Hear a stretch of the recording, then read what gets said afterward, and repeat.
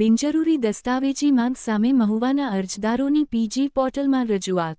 ભાવનગર જિલ્લાના મહુવા તાલુકા પંચાયત કચેરી ખાતે વિચરતી અને વિમુક્ત જાતિના ગરીબ પરિવારોને જાતિ પ્રમાણપત્ર મેળવવામાં પડી રહેલી મુશ્કેલીઓને લઈ સામાજિક કાર્યકર રમેશભાઈ જીંજુવાડિયા દ્વારા આજ રોજ ભારત સરકારના public grievance portal PG portal પર ઓનલાઈન અરજી રજૂ કરવામાં આવી છે. રજૂઆતમાં જણાવાયું છે કે વિચરતી વિમુક્ત જાતિના અનેક પરિવારો વર્ષોથી ગામેથી ગામ ધંધા રોજગાર માટે ભટકતા રહ્યા છે.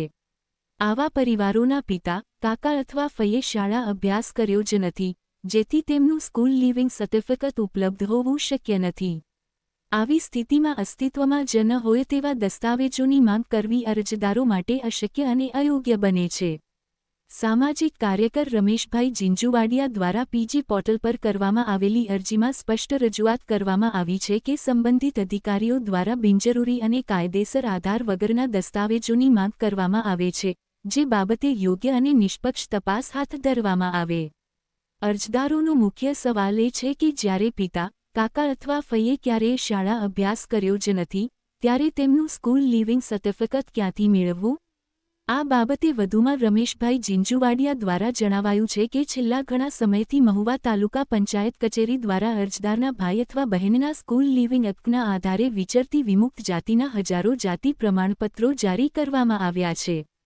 હવે જો અગાઉ સમાન આધાર પર પ્રમાણપત્રો જારી કરવામાં આવ્યા હતા, તો હાલમાં એ જ આધાર પર પ્રમાણપત્ર કેમ જારી કરવામાં આવતા નથી? આ બાબત પર પારદર્શકતા અને સ્પષ્ટતા જરૂરી હોવાનું રજૂઆતમાં ઉલ્લેખ કરવામાં આવ્યો છે. પીજી પોર્ટલ પર કરાયેલ અરજીમાં આ મુજબ માંગણીઓ કરવામાં આવી છે કે 1. બિનજરૂરી દસ્તાવેજોની માંગ બાબતે ઉચ્ચ સ્તરીય તપાસ કરવામાં આવે. 2. અસ્તિત્વમાં ન હોય તેવા દસ્તાવેજોની ફરજિયાત માંગ પર સ્પષ્ટ પ્રતિબંધ મૂકવામાં આવે. 3. અગાઉની પ્રથા મુજબ યોગ્ય અને માન્ય દસ્તાવેજોના આધારે જ જાતિ પ્રમાણપત્ર જારી કરવા સ્પષ્ટ માર્ગદર્શિકા બહાર પાડવામાં આવે.